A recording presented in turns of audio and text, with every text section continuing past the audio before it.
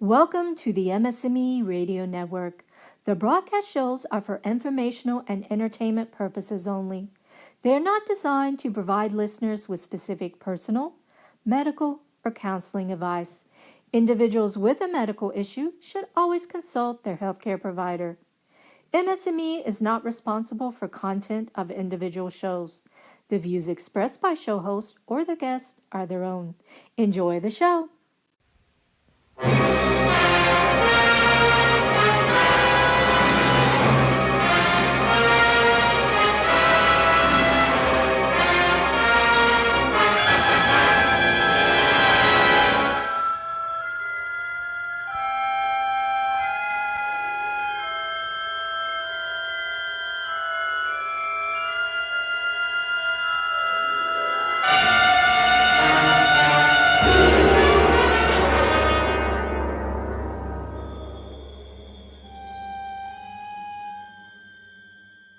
Welcome to another episode of YEG MS.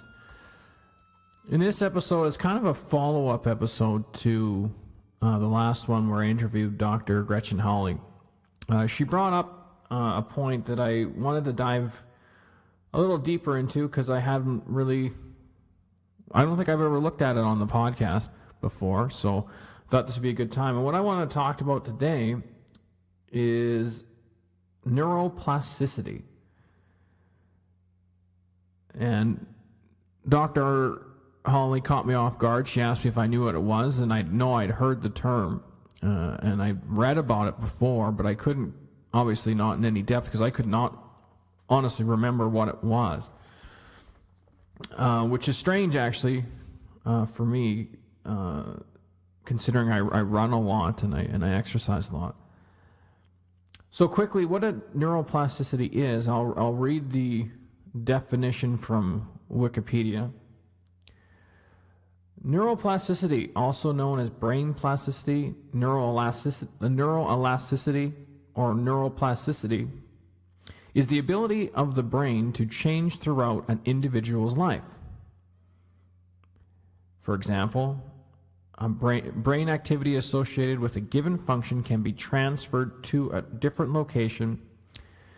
The proportion of gray matter can change, and the synapses may strengthen or weaken over time. Research in the latter half of the 20th century showed that many aspects of the brain can be altered even through adulthood. However, the developing brain exhibits a higher degree of plasticity than the adult brain. Neuroplasticity can be observed at multiple scales, from microscopic changes in an individual's neurons to larger scale changes such as cortical remapping in response to injury. Behavior, environmental stimuli, thought, and emotions may also cause neuroplastic change through activity-dependent plasticity, which has significant implications for healthy development, learning, memory, and recovery from brain damage. At the single-cell level, synaptic plasticity refers to changes in the connections between neurons, whereas non-synaptic plasticity refers to changes in their intrinsic excitability. That was a mouthful. That was definitely a mouthful. But what does that mean for us, for those of us affected with MS? So for this episode, I looked at a few studies that I found on PubMed.org, and it had been mentioned to me in the past once. I do recall by a fellow by the name of Chris T, who was, it's always weird. I start recording these things and all of a sudden I start getting text messages and it really messes up the audio. Anyway, was mentioned to me by a gentleman named Chris T, who helped me train for the second really long run to end MS. And what he didn't mention it specifically, but I do recall their conversation. He had mentioned to me that he felt that one of the reasons why I had a pretty, I don't want to call it easy, because having MS is certainly not easy, but definitely maybe a better path is the way to put it than a lot, is because of the amount that I exercise. And I do remember him referencing some stuff he had read about how exercise can cause changes in the brain and help repair the brain. And I do remember my neurologist actually saying something similar, that he felt that the exercise was certainly a benefit. But again, we didn't really get into neuroplasticity. And it was actually Dr. Gretchen Hawley that mentioned it while talking about what she does. So I thought, this would be a good time to look at it, and also because it's timely for me, because after I finish recording this today, it's 9:45 in the morning on Wednesday, March 6th. I'm going to go running at a local track. It's minus 20 again today, so I'm certainly not going to do it outside.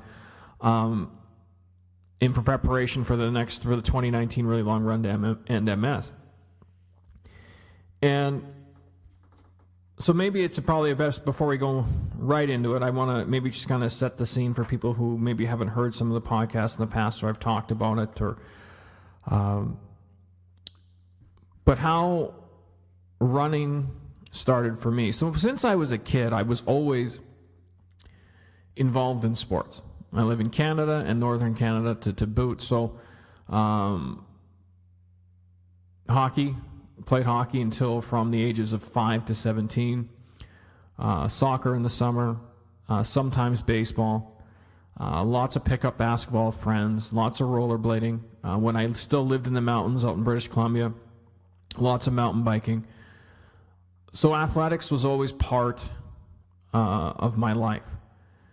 And as I went into my 20s and up to 30, it was definitely touch and go. That I would go through periods where I was definitely very physically active, and then I would go through periods where I certainly wasn't. And no different than most people as you age, and you're not very active, you're not eating right. I mean, health becomes an issue. So, but when I got diagnosed back in 2007, I was unable to work for about 7 months. So I was kind of just stuck at my house, and it became incredibly boring. You can only watch so many reruns of Seinfeld. You can there's only so much you can do before you start to go a little bit batty. And so what I used to do is, I lived right across the street from the Sturgeon River in St. Albert, which is a bedroom community of Edmonton. And I would go on walks. And that was in the wintertime. But as the snow started to melt and spring started to come on, there was these pedestrian bridges and vehicle bridges that went over the river every, so several hundred meters or several hundred yards, depending on which system of measurement you use. And at the time, I was certainly very overweight. My initial goal was to try just to run from one bridge to another. So we're talking maybe, like 150 meters, just over like a football field and a half kind of thing, without stopping. And that just kind of led, eventually you start getting better shape, you start feeling better, and then, my first goal was to be able to run 5K without stopping, and then so forth and so on, and then that led to ultra marathons and the really long run and all that. So ever since I got diagnosed, exercise has certainly been part of, it's definitely been a tool in my toolkit to try and combat the disease, for lack of a better way to put it. And it wasn't based on any research or anything. I just noticed that I felt better when I was active. And I've noticed over the subsequent 11 years since I got diagnosed, 12 years almost now, that I've been diagnosed, that when I go through periods where I'm not exercising, I just don't feel it well. And that's not a surprise, right? It's like eating right and exercising. I'm a big believer. Anytime somebody ends up with some sort of chronic condition, despite all, pharmaceuticals and all that other stuff, I think the first thing people should be talking about is, am I getting enough exercise, and am I eating right?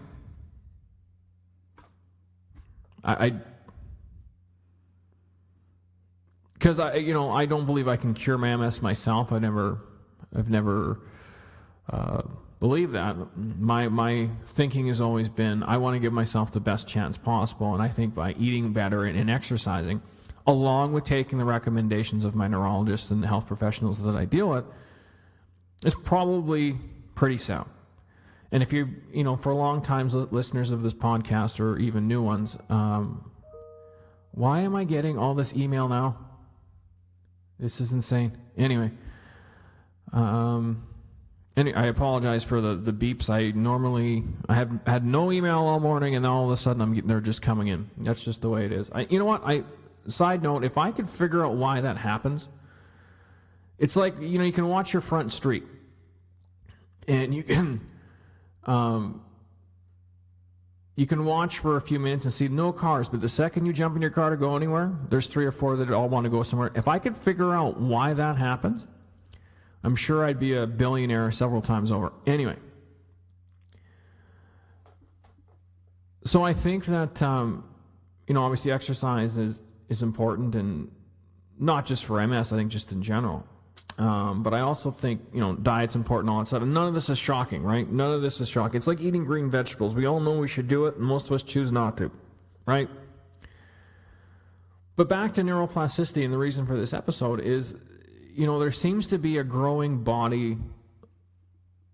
It seems to be that the evidence is growing more and more that sort of confirms the way I've felt when I'm exercising, that certainly exercise is a big part of,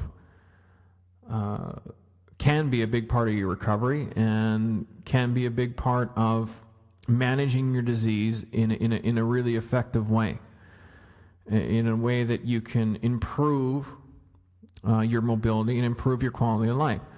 Now, I'm not suggesting to anyone, and I really have to be careful how I say this, because I want to make sure that anyone listening to this podcast doesn't interpret anything I'm telling you as advice. I'm not telling anyone to do anything. I'm simply presenting information, and if you choose to do your own research on it, and you make a decision based on that research, just hold on. I'm going to have to turn off all my alerts. This is getting out of control. Hold on. All right, I'm back. I had a little fight with Siri, but my Do Not Disturb is on now. So again, I'm not attempting to give anyone advice.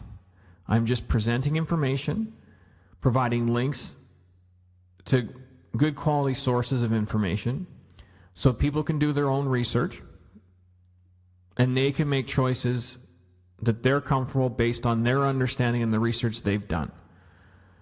I'm certainly not suggesting that anyone listening jump up tomorrow morning and decide they're going to train for an ultramarathon. Now, if you want to, I'm saying it's possible. And if maybe you don't want to run an ultramarathon. Maybe you want to be able to run 5K. Maybe it's just a matter of walking to the end of the street. I don't know sort of the condition of each person listening to this. But I just really want to make that clear, because I think it's important to understand that I am not offering an alternative view from what you would find you get from your medical professionals. My take on it is, like I said earlier, I want to do everything possible to make sure I have the best outcome I can as a person living with MS, and I'm happy to share what I'm doing, but I'm not suggesting you try it unless you do your research on your own, and you and your family and the people around you are comfortable with the information. Anyway, so neuroplasticity is, as it's been explained to me, and my understanding of it, is over time your brain can change, and over time you can retrain your brain retrain the way your brain works. So, for example, if you have a lesion, now this may or may not be correct, but this is my understanding of it. Let's say you have a lesion that's impairing your walking, or you have several lesions that are impairing your walking. Sort of in a layman's kind of way, the more you try to walk and the more you practice walking, your brain will find new pathways to get those signals to your legs and the necessary muscles to, in order for you to be able to walk. I think that's, as simple as I can make it. And that repetitive training, right? So for an example, over the first two really long runs in 2015 and 2016, I ran about 3,000 kilometers between the 2 years in training. Now, I ran that much not to retrain my brain. I ran that much to train my body so that I could get 80 kilometers down a highway, in a single day, right? I didn't do it I had very limited knowledge that this might be helping my MS. And in fact, I remember in 2015 asking my neurologist before I even attempted the first one, is this a smart idea? Is this something I should be doing? Or is this going to cause, complications? And he said, no, basically give her. But it sounds like what I was doing was basically retraining my brain on how to get, and then the more it's just like anything else. You start practicing something, and amazingly, you get better, right? Or not really amazingly, but so for example, if you're somebody who can kind of walk right now, or walking, you can walk, but it's kind of a hassle, I would say that, based on the information that I've been exposed to, you can get better at walking. Now, will you go from walking to running? I have no idea. And I don't think anyone could honestly say yes or no with any certainty. But I would say that I would suspect if you practiced walking, you would get better at it. If you can kind of run and you start practicing it, you'll get better at it. Now, one of the things I did notice over time when I was running, I suffer from drop foot, like a lot of you. My drop foot is almost non-existent now. It happens occasionally still, but rarely.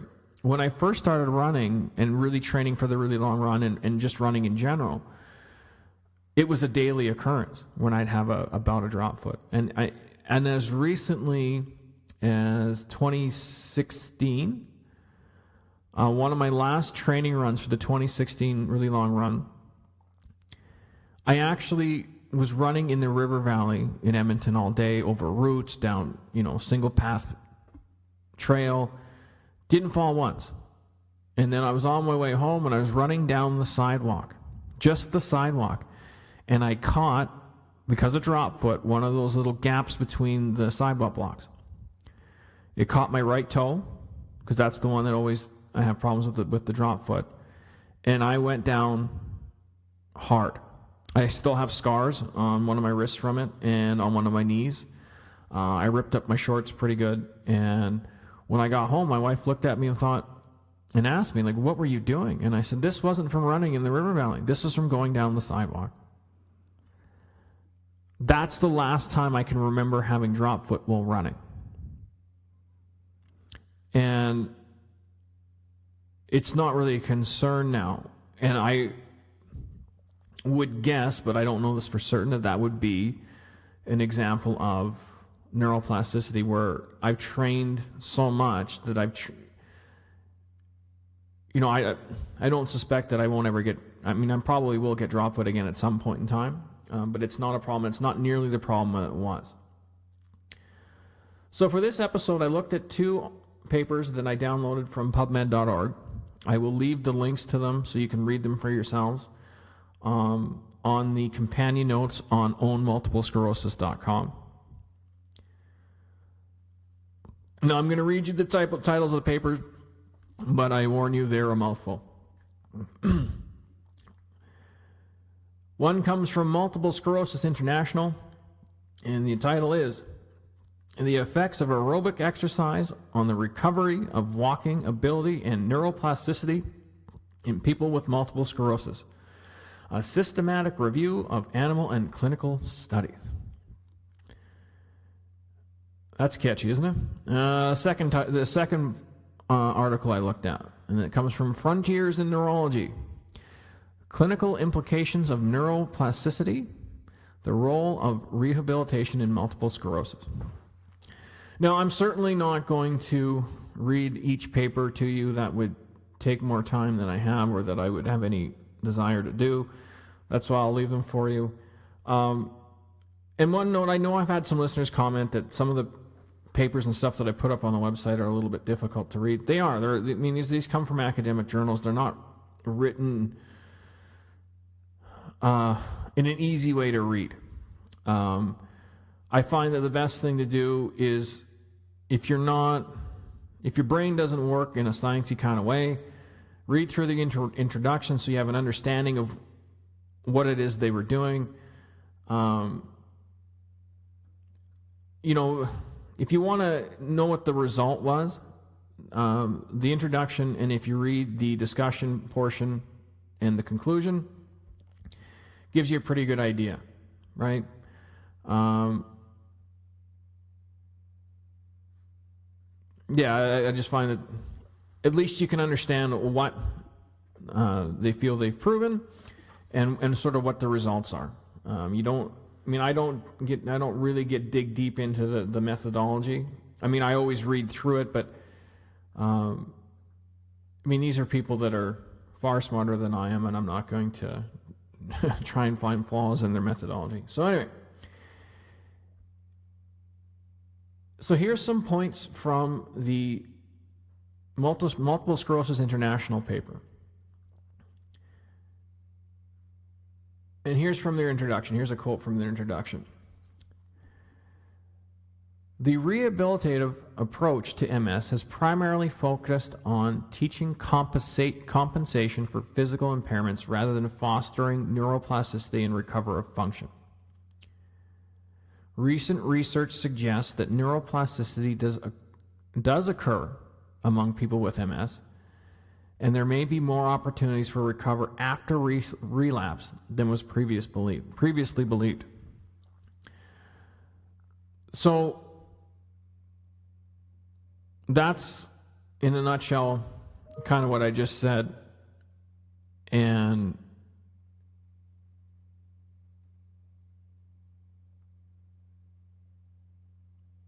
I hope that they keep researching this stuff, because like I said right from the outset, I really hope that when people get diagnosed, the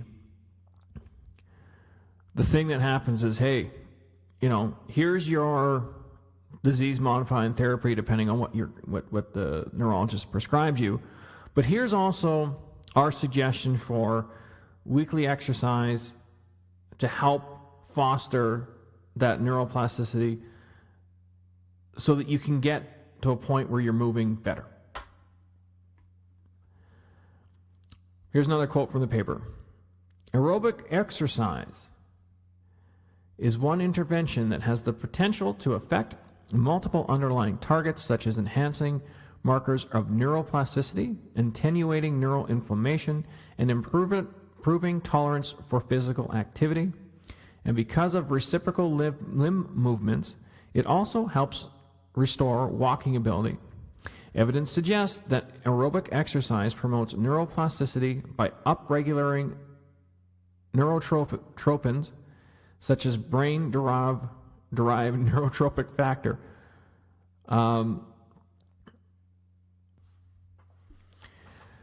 So to start sort of summarizing what they found in the Multiple Sclerosis International article, they had 5 key findings. The clinical studies showed that aerobic interventions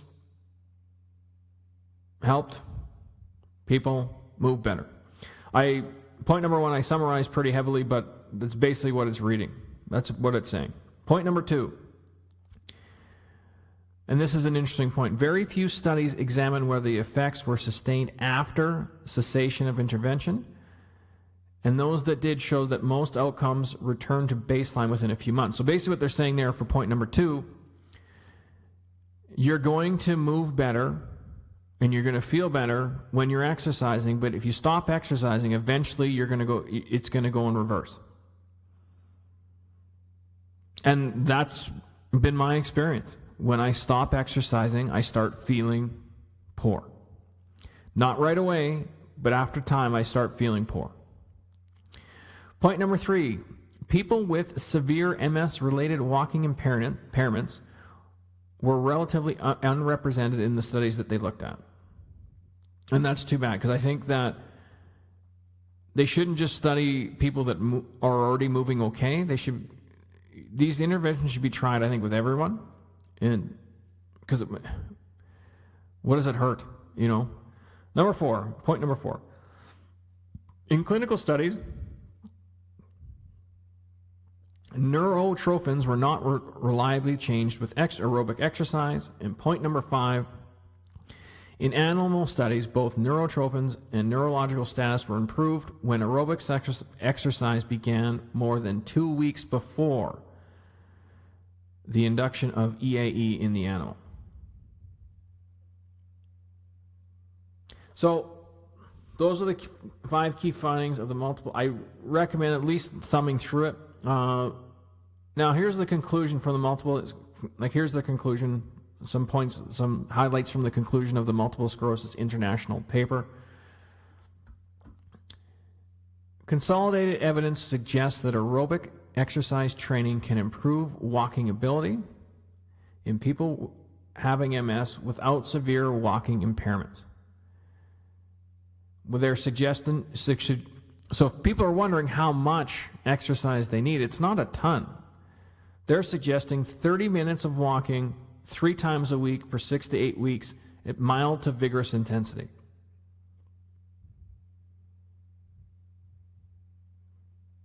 So out of 7 days, you got 3 days where you have to walk for a half an hour. Right now, I'm running between 5 and 6 days a week. My average run is about 10 to 11 kilometers a shot, right? These guys are saying 30 minutes, 3 times a week for 6 to 8 weeks. Another quick quote from their conclusion.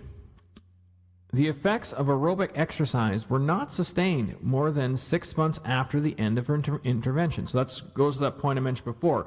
You stop exercising, you're going to regress. More from that quote. There is a need to build exercise programs for people living with MS having higher disability, especially EDSS 6.0 or above, to restore their lost ability to walk. Bang. That's exactly what I'm talking about. I think the MS community and people with MS need to start realizing that exercise is important. My opinion. Look into it yourself.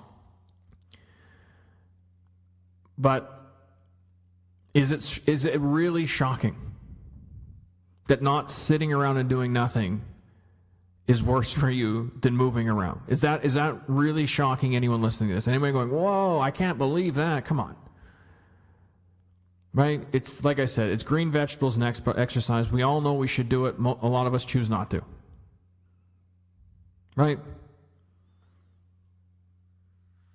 The Frontiers in Neurology article I looked at, a couple quick highlights from it, not as many.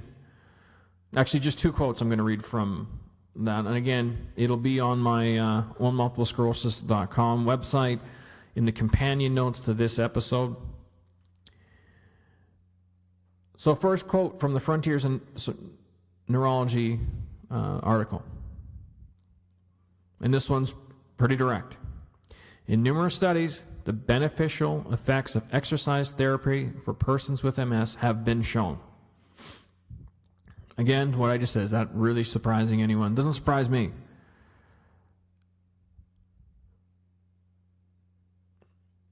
Next quote, I think, is important. There is good evidence that exercise has positive effects on balance, mobility, muscle weakness, depression, and fatigue. Therefore, persons with MS should be encouraged to participate regularly in endurance and/or resistant training of low to moderate intensity. These interventions are well tolerated and not associated with side effects, but could positively influence both the limitations caused by the disease itself and the additionally deconditioning effects of an inactive lifestyle. That's just a longer way of saying what I just said, right?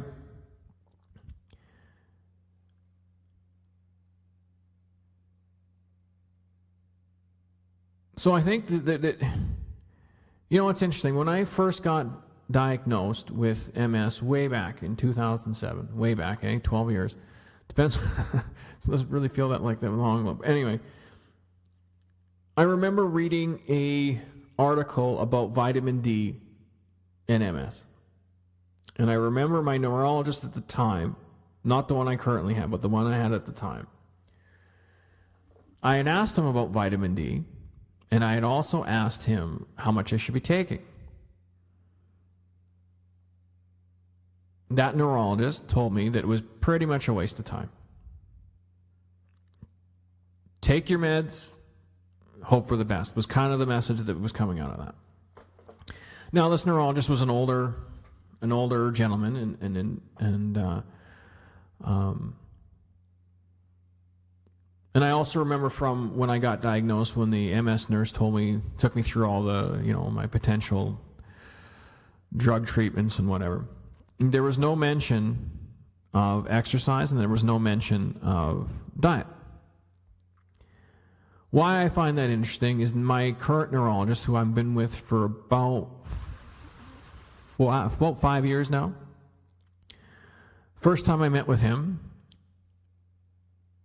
I told him I was taking vitamin D regularly, and he said, that's probably a good idea, but, don't overdo it, and the evidence is still spotty, I guess, at the time. Now, he very much is tells me, are you taking your vitamin D? So it's amazing how this stuff catches up. Now, that's not always the case. I also remember reading an article about cinnamon and its potential therapeutic value with regards to MS way back when, too. And my neurologist isn't telling me to eat cinnamon, right? So you never know which thing. And the way I always look at this stuff is, does it seem reasonable? Does it seem credible? And am I going to hurt myself? Well, being more active and exercising, we all know that's not going to hurt me. It's just going to, right? We all know exercise is good for you. So, and it sounds like it's kind of at that point now where the research is starting to support that being active is just better, right? But again, is it a surprise? But it's interesting how sometimes you see these things catch up, and it's like I said, it's not always the case, but sometimes it does. I think the big quagmire is going to be around diet, and the reason why I think I call it a quagmire is because I think that everyone's body's different, everyone's microbiome's different, and I can eat a specific diet that may help me be healthier, and in relation. The healthier I am, obviously, the better I'm going to do with my MS. But that same diet may not work for you or for somebody else, based on your body chemistry, gut microbiome, et cetera, et cetera, et cetera. So, as with everything MS, there's no easy answers to the things like diet. But I think I can say with 100%, my belief is people with MS should exercise. And even if it's now, if you go to Dr. Gretchen Hawley's website and you can see some of the chair exercises she does, if you're limited in mobility, obviously, it's like when you walk into an old folks' home. My papa, before he passed away, he was in his 90s. And actually, it was just his birthday the other day. Anyway, you would see him do an exercise. They were always seated, right? But there are ways to exercise even if you don't have the mobility of somebody else. And if you are somebody who's able to walk and maybe run a bit, understand that can get better. And it sounds like the research is suggesting the more you exercise, your balance is going to get better. If you suffer with depression, it's going to get better. One thing I can tell you that it gets better, but it's still a pain, is fatigue. You know, I'm going to go run 10K here. I'll probably be leaving the house in about half an hour from now. I have fatigue today, and I don't really feel like doing it. And it's one of the things I just force myself to do it. I've usually drinking a lot of tea. I find caffeine helps. But I also find my mood is so much better when I'm exercising, right? And if I'm getting really worked up or anxious or, you know, it's gotten to the point where a relationship with my wife, she'll just say, Sean, go for a run. She can tell. She can tell. So anyway, that's my rant for today. I can't even say it. Neuroplasticity. You know, exercise is important. Get out there, find an exercise program, find something that you enjoy doing. I'll give you an example. My wife has been struggling to get on an exercise program. Not that she really needs to. I mean, she looks wonderful, and she's always active. But she's the opposite for me. She likes being active with people, right? And I'm not. I prefer doing it on my own. I prefer going into my own head and working through things, thinking about things, where she needs people. Well, she discovered badminton. She's playing badminton a couple times a week. And she's got a badminton thing coming up this Friday night. And I went and played about 2 weeks ago with her, and it was fun. I mean, it's good exercise. I mean,